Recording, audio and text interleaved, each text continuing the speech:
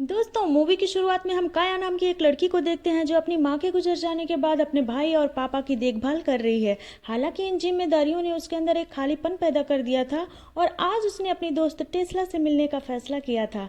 घर से निकलने से पहले ही उसने पिता को बता दिया था कि आज वह अपनी फ्रेंड के साथ घूमने जा रही है और फिर गाड़ी में बैठकर टेस्ला से मिलने के लिए निकल जाती है।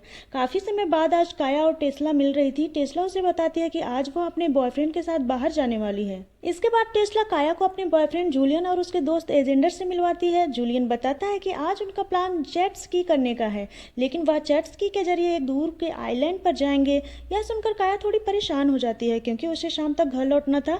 इसके अलावा जेट स्की से दूर आइलैंड पर जाना उसे सेफ भी नहीं लग रहा था। इस पर जूलियन उसे बताता है कि वह यह सब पहले भी कई बार कर चुका है और वे दोनों जेट स्की में एक्सपर्ट हैं। उसने भरोसा दिलाया कि इस एडवेंचर में कोई खतरा नहीं होगा। थोड़ा सोचने के बाद जब काया हिचकिचाती है तो टेस्ला उसे जाने के लिए जोर देती है। आखिरकार काया उनके साथ जाने के लिए तैयार हो जाती है। इसके बाद सभी जेट स्की पर सवार होकर अपना सफर शुरू करते हैं। सफर के दौरान रोमांच के मजे लेते हुए वे आखिरकार आइलैंड पर पहुंच जाते हैं। आइलैंड पर वक्त बिताते हुए काया और एजेंडर एक दूसरे को पसंद करने लगते हैं। वहां का माहौल और उनके साथ उन्हें करीब ला रहा था, लेकिन शाम होने से पहले उन्हें वापस लौटना था। सभी ने जेट स्की पर वापसी का सफर शुरू करते हैं। रास्ते में जूलियट टेस्ला को इम्प्रेस करने के लिए ओवर स्पीडिंग करने लगता है और बिना हेलमेट के खतरनाक स्टंट करता है, लेकिन अचानक उसकी jet ski out of control हो जाती है और वह पलट जाती है। जूलियन और टेस्ला दोनों पानी में गिर जाते हैं। इस हादसे में टेस्ला के पेट में गंभीर चोटें आती है। दूसरी तरफ काया और एजेंडर, जो अब तक एक दूसरे के करीब आ चुके थे, अपनी जेट स्की पर ध्यान नहीं दे पाते। गलती से उनकी जेट स्की जूलियन और टेस्ला की ओर चली जाती है और उन पर चढ़ जाती है। हादसे में जूलियन का सर गंभीर रूप से कुचल जाता है और एजेंडर की जेट स्की जाकर जूलियन की जेट स्की से टकरा जाती है। इस टकराव में एजेंडर भी पूरी तरह से घायल हो जाता है। काया को टेस्ला और एजेंडर तो मिल जाते हैं, लेकिन जूलियन कहीं नजर नहीं आता है। दरअसल हादसे में जूलियन की मौत हो चुकी थी। अब यह सभी समंदर के बिल्कुल बीचों बीच फंसे हुए थे। एजेंडर की चोटें गंभीर थी और टेस्ला पहले ही पूरी तरह से जख्मी थी। ऐसे में किसी भी तरह की मदद का इंतजार करने लगे। घंटे बीत जाते हैं और तभी उन्हें एक शिप उनकी तरफ आती हुई दिखाई देती है। मदद की उम्मीद में काया और टेस्ला जोर जोर से आवाज लगाने लगती हैं। दूसरी तरफ एक बड़ी सी मच्छी उनकी ओर आ रही थी। अब शिप का कैप्टन रेवी उनकी चीखें सुन लेता है और तुरंत ही उनकी मदद के लिए अपनी शिप उस ओर ले जाता है। कई घंटे पानी में गुजारने के बाद वे लोग आखिरकार शिप तक पहुंच जाते हैं। हालांकि जो कुछ उनके साथ इस शिप पर होने वाला था उसका उन्हें जरा भी अंदाजा नहीं था। एजेंडर इस हादसे में पूरी तरह घायल था। उसकी कुछ हड्डियां टूट चुकी थी और वह पूरी तरह होश में भी नहीं था। काया रेवी को पूरे हादसे की जानकारी देती है और उससे मदद बुलाने के लिए कहती है और उससे मदद मांगती है। रेवी सुनकर सिर हिलाता है और शिप के अंदर चला जाता है, लेकिन वह कोई मदद करने के बजाय अंदर से इन लोगों को बस चुपचाप देखता रहता है। कुछ समय बाद टेस्ला एजेंडर के लिए पानी लाने के लिए उठती है, जबकि काया वहीं एजेंडर के पास रुक जाती है। समय गुजरता जाता है लेकिन टेस्ला लौटकर नहीं आती। यह देख काया परेशान हो जाती है और टेस्ला को देखने के लिए शिप के अंदर जाती है। जब काया टेस्ला को ढूंढने के लिए अंदर जाती है तो उसे रेवी मिलता है, जो अपने कमरे से बाहर निकल रहा होता है। रेवी के हाथ में कुछ दवाइयां होती हैं और वह एक लिक्विड को कॉटन पर डालता है। इससे पहले कि काया कुछ समझ पाती, रेवी उसे क्लोरोफॉर्म सुंघाकर बेहोश कर देता है। जब काया को होश आता है तो वह टेस्ला को भी जगाती है। दोनों को एहसास होता है कि वह ठीक है, लेकिन रेवी ने उन्हें शिप के तहखाने में बंद क्यों कर दिया था। तहखाना में टेस्ला को दीवार पर हेल्प लिखा नजर आता है, जिससे साफ होता है कि उनसे पहले भी यहाँ और लोग फंस चुके थे।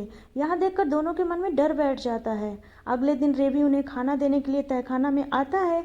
काया मौका देकर बाहर निकलने की कोशिश करती है, लेकिन रेवी उसे पकड़ लेता है और धमकी देता है कि अगर उसने ऐसा दोबारा किया तो वह दोनों को जान से मार देगा। यह कहकर रेवी तहखाना को फिर से बंद कर देता है और बाहर चला जाता है। रेवी किसी का इंतजार कर रहा था, क्योंकि उसने मदद के लिए नहीं बल्कि किसी और को बुलाया था। थोड़ी देर बाद काया को अपनी ओर एक योट के आने की आवाज सुनाई देती है। योट में एक आदमी था जिसने योट को शिप से कुछ दूरी पर ही रोक दिया था।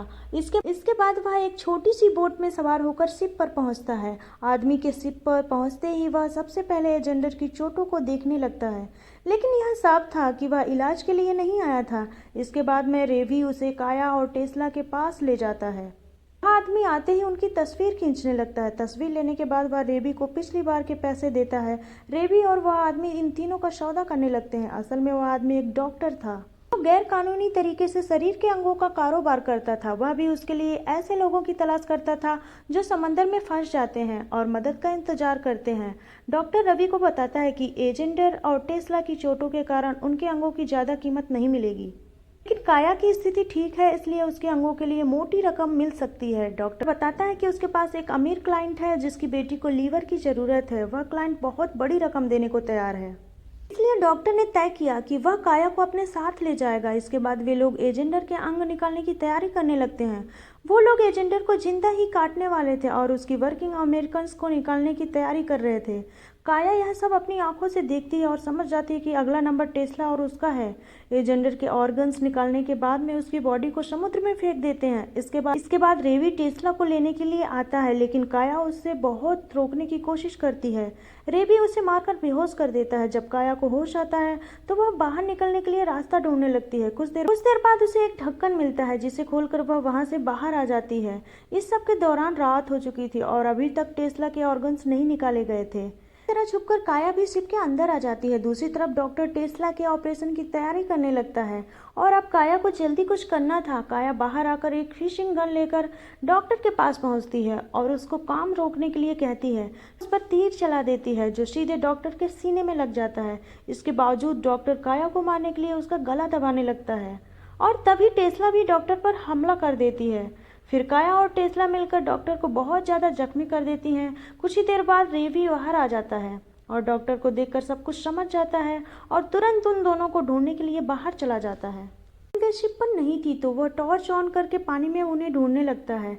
इस दौरान काया और टेस्ला योट की तरफ जा रही थी। वह भी अपनी शिप को स्टार्ट करने की कोशिश करता है, लेकिन उसका इंजन ऑन नहीं होता क्योंकि काया ने पहले ही इंजन की वायर काट दी थी। अब काया तेजी से योट तक पहुंच जाती है, लेकिन वहां पहुंचकर वह योट को स्टार्ट नहीं कर पाती। उसे ना तो योट चलाने का तरीका पता था और ना ही उसके पास योट की चाबी थी।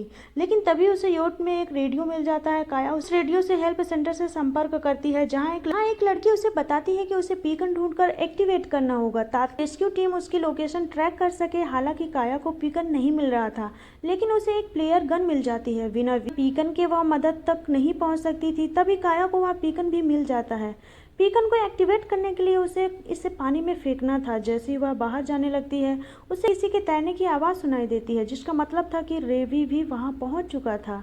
इस खतरे से बचने के लिए काया तुरंत वहीं छुप जाती है। वहीं रेवी काया को ढूंढने लगता है और जैसे ही काया मौका पाती है वह बाहर निकलने लगती है, लेकिन रेवी उसे पकड़ लेता है और चाकू से उस पर हमला कर देता है। फिर काया भी अपने प्लेयर गन से उसके सिर पर वार कर देती है। रेवी तड़पने लगता है। काया भी बहुत जख्मी हो चुकी थी और वह भी गिरकर बेहोश हो जाती है। जब काया को होश आता है तो वह फिर से हिम्मत करके पीकन को पानी में फेंकने लग जाती है। वह अपनी पूरी ताकत लगाकर पीकन को फेंक देती है, लेकिन वह योट के किनारे पर ही रह जाता है। इस सब के बाद काया फिर से बेहोश हो जाती है। पूरी रात योट पानी में हिलती रहती है, जिससे पीकन पानी में गिरकर एक्टिवेट हो जाता है। अगले दिन कुछ गार्ड्स एक बोट में उनकी मदद के लिए आते हैं। काया की हालत काफ़ी ख़राब होने की वजह से उसे एयर एम्बुलेंस में भेजा जाता है। इसके बाद उन्हें रवि की लाश भी मिल जाती है और उसी के साथ टेस्ला को भी रेस्क्यू कर लिया जाता है। अब यह दोनों दोस्त किनारे पहुंच जाती हैं जहां काया की बहादुरी ने उन्हें जिंदा बचा लिया था और यहीं पर यह मूवी खत्म हो जाती है। Thank you.